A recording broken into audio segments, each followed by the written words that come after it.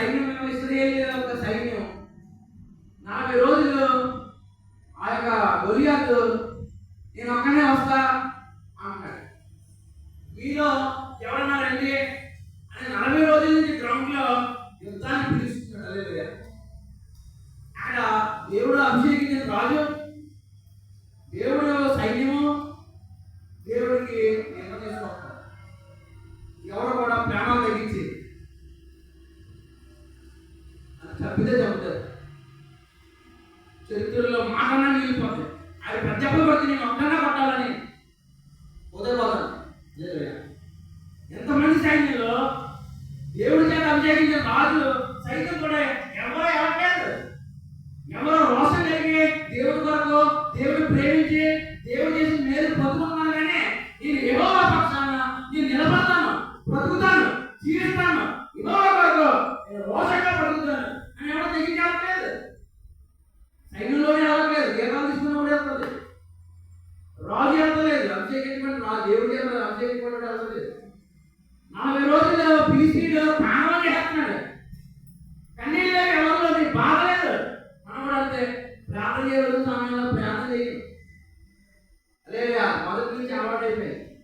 బాగా వచ్చిన తర్వాత బాగా ముదిరిపోయిన తర్వాత ఏడుతుంది తప్ప ముందు లేదా చూడండి. ఇప్పుడు దావీదు ఆ అన్నం చూడడానికి ఆమె బిద్దే వచ్చినాడు.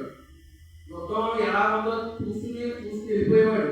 అక్కడ యుద్ధోపకరణాలు, రథాలు, ఆ సైన్యాన్ని చూసి ఆనందపడి వెళ్ళిపోయేవాడు. హల్లెలూయా.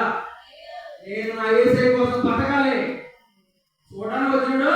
హల్లెలూయా. యేసయ్య కోసం నిలబడి పోరాడాడు. దేవుని యొక్క నింద ఇశ్రాయేలులో, ఇశ్రాయేలు జీవంగా దేవుని ప్రజలకు వచ్చిన నింద నేను తీసివేస్తాను. హల్లెలూయా.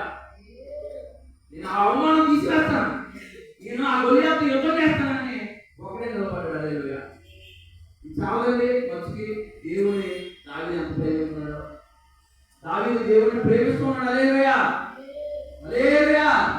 దేవుడిని ఆరాధిస్తున్నాడు. దేవుడి కీర్తనలు రాస్తున్నాడు. 150 కీర్తనలు, దగ్గర శాస్త్ర కీర్తనలు, 80 కీర్తనలు అందరూ రాసింది. అందులో ఒక ఒడ్డు చదువుకుంటే దానికి ఈ మామూలు లైబ్రరీ కాదు, పెద్ద పెద్ద లైబ్రరీలు ఉన్నాయి. దగ్గర 1,00,000 పుస్తకాలు ఉన్నాయి. ఒక వచ్చిన చదివేయడానికి అంత లోతైన మాటలో అతను ధ్యానం ఆడుకుంటుంది. దేవుడి గురించి అతను ధ్యానం ఆడుకుంటుందంటే మనమైతే దాడి రాసిన కీర్తనలో పాడుకుంటున్నాం, కానీ అతను ఈ కీర్తన రాసేటప్పుడు హల్లెలూయా. దేవుడితో, దేవుడి హృదయానుసారుడిగా, దేవుడికి ఇష్టడిగా బ్రతకాలని ఒక తీర్మానం తీసుకున్నాడు. హల్లెలూయా. మనం తీర్మానం తీసుకున్నా మళ్ళీ 2 నిమిషాల్లో మర్చిపోతున్నాం. కానీ దావీదు అలా కాదు. తెలుసో తెలియగా పాపం చేశాడు. దావీదు పాపం చేయలేదా, దావీదు నీతిమంతుడా అని అడుగుతాడు. తెలుసో తెలియగా చేశాడు అధికార పాలన బట్టి, కానీ తర్వాత మళ్ళీ ఎప్పుడు తీర్చలేదు. మనకులా కాడాయన అక్కమాడికి రోజుకి 10 సార్లు చెల్లించమని వాడు కాడాయన. హల్లెలూయా.